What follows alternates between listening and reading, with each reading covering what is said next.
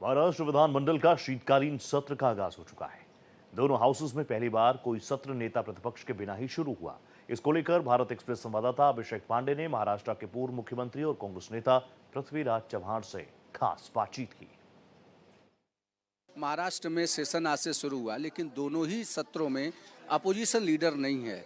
अब इसके पहले कांग्रेस लगातार कहती रही कि जब बीजेपी या उसकी अपोजिशन पार्टी के पास 10-12 एमएलए थे तो भी उन्होंने अपोजिशन लीडर दिया था। सीएम कह रहे हैं उसका पूरा अधिकार विधानसभा अध्यक्ष और सभापति को है, सरकार से कोई लेना देना नहीं है।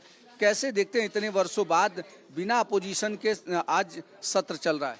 देखिए, हमारी संसदीय जनतंत्र में जो पार्लियामेंट्री डेमोक्रेसी हमने ब्रिटेन से ली है, हमारे कॉन्स्टिट्यूशन में लिखी हुई है, उसमें नेता विपक्ष का एक अहम रोल होता है कि जनतंत्र को मजबूत करने के लिए।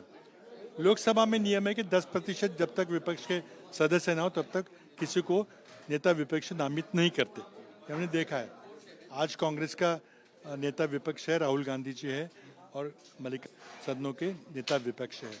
महाराष्ट्र में जैसे आपने सही कहा कि ऐसी कोई परंपरा नहीं, किसी को आपकी कुछ भी संख्या हो, अगर सरकार चाहती है तो हम नेता विपक्ष का पद दे सकते हैं।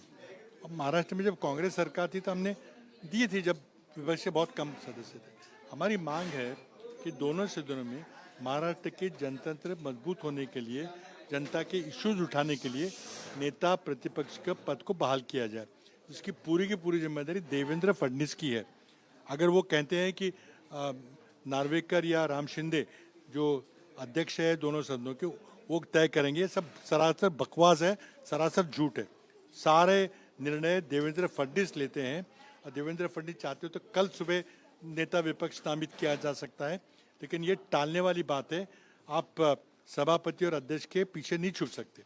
देवेंद्र फडणवीस को निर्णय नहीं लेना तो नहीं लीजिए, कोई बात नहीं लीजिए, अब तक तो चल ही रहा है ना। लेकिन हमारी मांग है कि महाराष्ट्र की जनता के हित के लिए और आम आदमी के सवाल उठाने के लिए नेता प्रतिपक्ष होना आवश्यक है। महाराष्ट्र की जनतंत्र को मजबूत करने के लिए आवश्यक है। तो मैं उनको गुजारिश करूंगा, करबद्ध निवेदन करूंगा कि आप मान जाइए और आप नेता प्रतिपक्ष दीजिए जिसकी भी पार्टी की ज़्यादा संख्या हो, लेकिन आप कृपया कोई अध्यक्ष और सभापति के पीछे ना छुपिए। ये जिम्मेदारी पूरी देवेंद्र फडणवीस जी की है।